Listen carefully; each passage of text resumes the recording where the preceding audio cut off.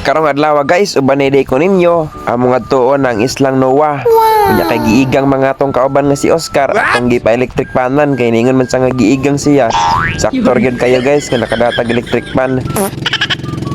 Mao to guys, karong adlaw guys maghatod mi sa amo ang Bibiskay og sa iyang mami adto sa Isla Pitugo, Bohol. Kunya guys, kauban ni nato si Moki Moki, ang ato ang best friend no atong pare. Nya kay giigang man kuno siya, sakto kayo nakadala tag electric pan guys. Ini atong gamiton guys kay giigang man kuno siya, nya ato siyang electric panan guys kay para mawala yang igang. Sakto kay guys, dili na kinahanglan og kuryente. Maka electric pan gid siya oh. Doble yang hangin guys. Ang hangin nga mosugat niya sa dagat ug hangin sa electric pan.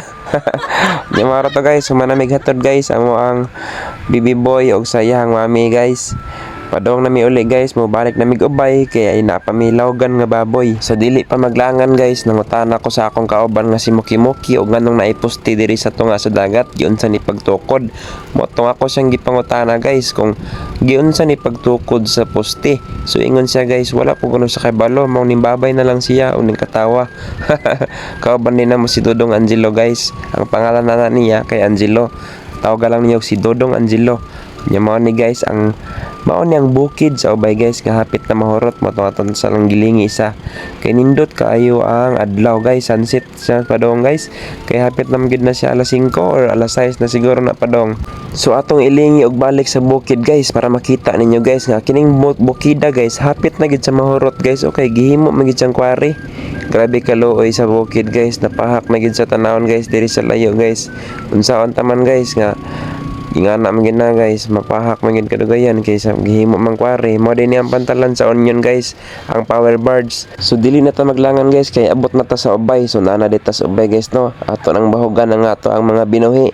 Mga gagmay ra baning mga binuhi abuyag. So ato ang chikon guys kung musta ra ni napas mo ba ni sila. So giunhan day sa ato ang pare no og tan-aw ang mga baboy. Grabe kadagko naman ni mga baboya. So ato nang lawgan guys para dili sila mapas mo guys.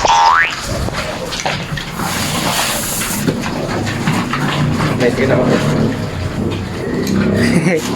Sige pa. What?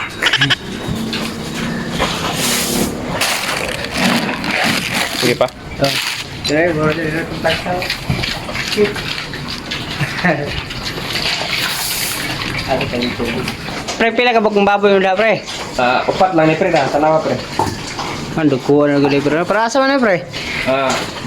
Pre, upat ni kabuok. Ang kining usa para sa birthday nako. Ya kanang ka, kita pre. Kanang kaduha pre. Para na sa ako ang bata. Kanang duha pre. Upat na nakabuok, kanang duha nga nabilin para na sa nagbasa.